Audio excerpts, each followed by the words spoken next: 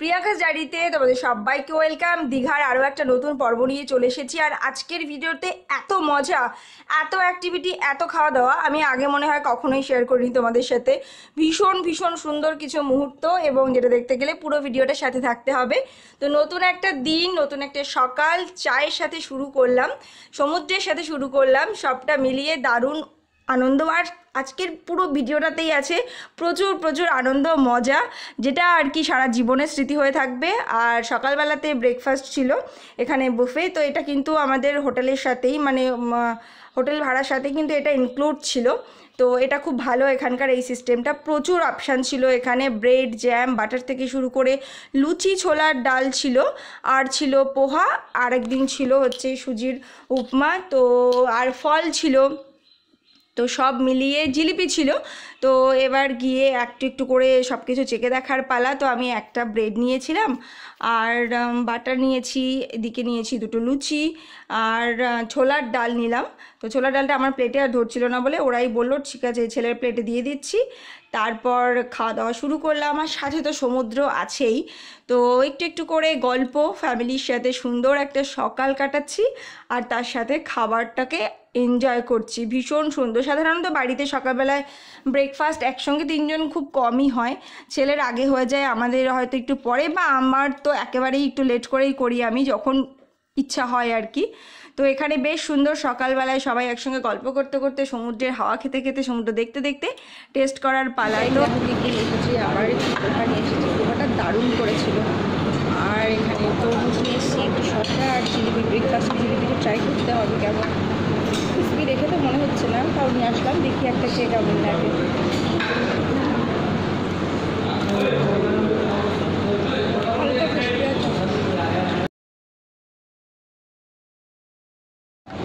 তো breakfast complete হয়ে গেছে গল্প করতে করতে, আর সাথে সমুদ্র। এবারে আস্তে আস্তে আমাদের 4th ফ্লোর থেকে নিচে নামার পালা।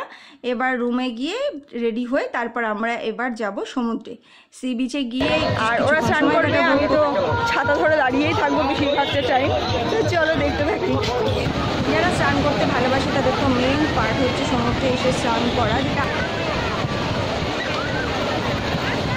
আরও সমুদ্রের কাছে চলে এসেছি, প্রচণ্ড রৌদ্র এখানে। ছাতাটা এনেছি, ছাতাটা মেলবো, ক্যামেরাটা অফ করে দিয়ে তার আগে তোমাদের শেয়ার করি যে একটা আমি আনন্দ পাচ্ছি তা না, কারণ বোরই হচ্ছিলাম যে কখন আমার সময় আসবে আর আমি কখন এই ভিডিওগুলো একটু বানাবো, কারণ প্রচণ্ড রোদ ছিল। তো এই দেখতেই পাচ্ছি, এবার একটু রিলস বানানোর চেষ্টা করছিলাম। আমার ছেলেটাকে বললাম একটুখানি ক্যামেরা করে দে। তো এইবার হচ্ছে সেই চরম মানে আনন্দের মুহূর্তটা, যখন আমি বলেছি কর্তামশাইকে যে চলো একটুখানি রিলস বানাবো, ভিডিও করি, কিছুতেই সে করবে না, লজ্জায় মরে যাচ্ছে আর কি, লজ্জায় লাল হয়ে যাচ্ছে। তো ভাবলাম এই মুহূর্তটা তো আমাকে ক্যামেরাবন্দি করে রাখতেই হবে, এবং এডিট করার সময় আমি ভাবলাম না, এই পার্টটুকু আমি রেখে দেবো সারা জীবনের স্মৃতি, যে এত লাজুক একটা মানুষ যার আর কি এত লজ্জা ভিডিও বানাতে। তো যাই হোক, প্রচুর প্রচুর মজা আনন্দ করে আমরা চলে এসেছি দুপুরবেলার খাওয়া দাওয়া করতে। তো এখানে কিন্তু আমাদের সাথে যোগ করেছিল আরও একটা ভাই, মানে ফ্যামিলি, ওরাও ঘুরতে এসেছে এখানে। তো মানে আমাদের বনগাঁ থেকেই ওরা গিয়েছিল ঘুরতে, ওরা পরের দিন এসেছে। তো একসঙ্গে আবার দেখা করলাম, দুপুরের লাঞ্চ করলাম একসাথে, কিছুটা জায়গা ঘুরতেও গেলাম, আর লাঞ্চে প্রচুর কিছু ছিল। তো আমি শুরু করলাম একটুখানি ডালের পাতে লেবু চিপে বেগুন ভাজা দিয়ে। তো এটা তো একেবারে স্বর্গীয় স্বাদ। তো সবটা খাওয়া, একেবারে মাছ ছিল, মাংস ছিল, সব দিয়ে খাওয়া দাওয়া সবাই মিলে কমপ্লিট করলাম। আর তারপরে কিন্তু আমরা সবাই মিলে বেরিয়ে গেলাম। ওরা এসেছিল বলেই আমাদের যাওয়াটা হলো, আদারওয়াইজ আমরা ঠিক করেছিলাম নিচেই থাকবো। তো ওরা বলো না চলো বৌদি একটুখানি ঘুরে আসি বাইরে। তো এবার আমরা চলে গেছিলাম একটা মন্দিরে। তো মন্দিরের ভেতরে তো আমাদের এবার প্রবেশ করা যাবে না, তো সেই জন্যে দূর থেকেই মন্দিরের ছবি তুলে নিয়ে চলে এসেছি। আর এই যে ছোট্ট ভাইয়ের সাথে ও উঠে পড়েছে ঘোড়াতে, তো একটুখানি ঘোড়ায় ঘুরবে। তো এটাও একটা ওর ছিল যে দীঘা গিয়ে কিন্তু ঘোড়ায় একবার চড়বো। তো এবারে দুজনে মিলে একসাথে চড়লো। তো ওরা আমাদের সাথে সন্ধে পর্যন্ত ছিল। তো সন্ধ্যাবেলা পর্যন্ত আমরা সুন্দর করে অনেক জায়গাগুলো ঘুরলাম, মজা করলাম, খাওয়া দাওয়া হলো। আর তারপর ওরা সন্ধ্যাবেলায় বাড়ি চলে গিয়েছিল। তো এই যে পোজ দিচ্ছে, আবার ছবি তোলা হচ্ছে, ক্যামেরা করা হচ্ছে তার জন্যে। দুষ্টু সোনাটা ছোট্টটাও কিন্তু ভীষণ পাকা। আর এই যে দুজনা বিজ্ঞ মানুষ একেবারে মহা মনোযোগের সাথে সমুদ্রকে অনুভব করছে, এলাম এটা একটু তুলে রাখি। তো এরপর পড়ন্ত রোদের আলু মেখে আমরা চলে যাচ্ছিলাম একটু আইসক্রিম খেতে।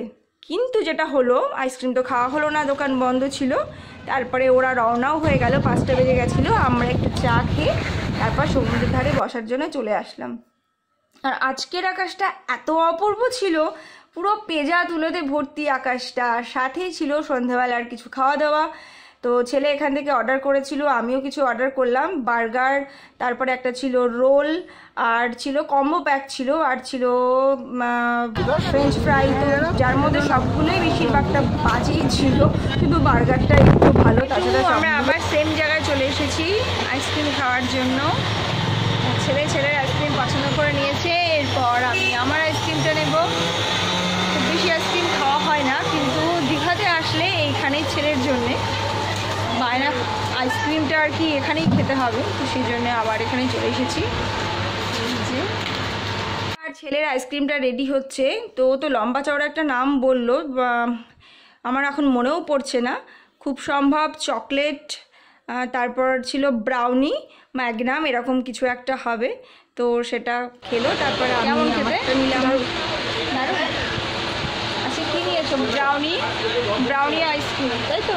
ব্রাউনি চকলেট আইসক্রিম, তার সাথে আর কি? পুরো ফ্যামিলি একেবারে আইসক্রিমে মজে গিয়েছিলাম। তারপর আইসক্রিমটা নিয়ে সবাই সবার পছন্দেরটা নিয়ে আমরা আবার সি বিচে চলে গেলাম। গিয়ে কিছুক্ষণ সমুদ্রকে অনুভব করলাম, কারণ আজকে ছিল আমাদের লাস্ট দিন, কালকে সকালেই তো আমরা বেরিয়ে যাব। আর এখানেও হলো আলটিমেট মজা। তো এই যে এখানে আমি বলছিলাম ছেলেকে একটু রিলস বানাবো, তুই একটু বাবেলগুলো ওড়া, কিন্তু কিছুতেই আমি যেদিকে যাচ্ছি বাবেল স্যার উল্টো দিকে উঠছে, হাওয়া কোন দিকে বুঝতেই পারছি না। তো যা এটা নিয়ে হাসি হলো, আশেপাশের লোক তো মনে হয় মোটামুটি সব তাকিয়ে দেখেই যাচ্ছে আমাদেরকে। লাস্টে আমি বিরক্ত হয়ে রেগে গিয়ে বসেই পড়লাম। ভীষণ মজা হয়েছে, যা মানে এত মজা আমি কখনো করিনি বাইরে ঘুরতে গিয়ে, ভীষণ আর কি আনন্দ হচ্ছে। তো লাস্টে বিরক্ত হয়ে বসেই পড়লাম, গিয়ে আমি নিজেই শুরু করলাম বাবেল ওড়াতে ছেলেরটা নিয়ে। তো ওরা এখানে কিছু ওই রিং বানাচ্ছিল, চাবি রিং, ওর বন্ধুদের জন্য, সেই জন্য এখানে ওয়েট করছিলাম। আর এখানে আরও একবার চলে এসেছে এটা করতে।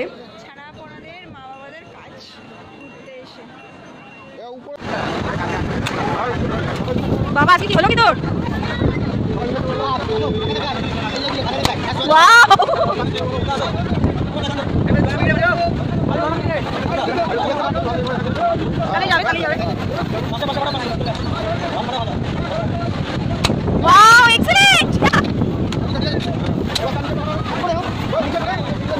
লাভলি, আজ তো জাদুই হয়ে গেছে একদম। এটা হলো না। তো এবারে আমি কেনাকাটা বিশেষ কিছুই করিনি, সমুদ্রের পাড়ে এটা দেখে ভীষণ ভালো লাগলো। ওই জল দিয়ে যে প্রদীপগুলো জ্বলে সেগুলো, আর ছিল 1 টাকার প্রদীপ, দেখতে এত সুন্দর লাগছিল। তো সেখানে চলে গেলাম। আর এবার চলে আসলাম বইয়ের দোকানে। মানে কি বলবো, আমি যা দেখছে বায়না। তো লাস্টে ডিসাইড করা হলো যে আর কোনো কিছু তোকে কিনে দেওয়া হবে না, ওর বাবা বলে দিল। তখনও বুদ্ধি বের করলো যে কিছু তো একটা করে কিনতেই হবে। কি কেনা যায়? বই, কারণ বই কিনতে চাইলে বাবা মা কখনোই বারণ করবে না। তো আমি বাইরে দাঁড়িয়েছিলাম যে আমার আর ভালো লাগছে না যেতে, কিন্তু তারপর বই চুজ করার জন্য সেই আমাকে যেতেই হলো। আর গিয়ে সত্যিই ভালো হলো, এত সুন্দর ভেতরটা ডেকোরেশন করা, এত সুন্দর সাজানো যে কি বলবো, ভীষণ ভালো লেগেছে। এখান থেকে এই বইটা কিনেছে। আর ভিডিওটা অনেকটা বড় হয়ে গেছে বলে আমি কিন্তু আর বাড়ালাম না। রাতের খাওয়া দাওয়ার পর্ব নিয়ে বাড়ি ফেরা পর্যন্ত পর্বটা আরও একটা ভিডিও করে শেয়ার করব। আর কিছু ফোনের প্রবলেমের জন্য ভিডিওগুলো আসতে একটু দেরি হচ্ছে। তো আশা করছি তোমাদের ভালো লেগেছে। আর খুব তাড়াতাড়ি এর পরের পর্বটা নিয়ে, মানে আমার দীঘা ট্যুরের লাস্ট পর্বটা নিয়ে চলে আসবো। সবাই ভীষণ ভালো থেকো, দেখা হবে আবার নতুন ভিডিওতে।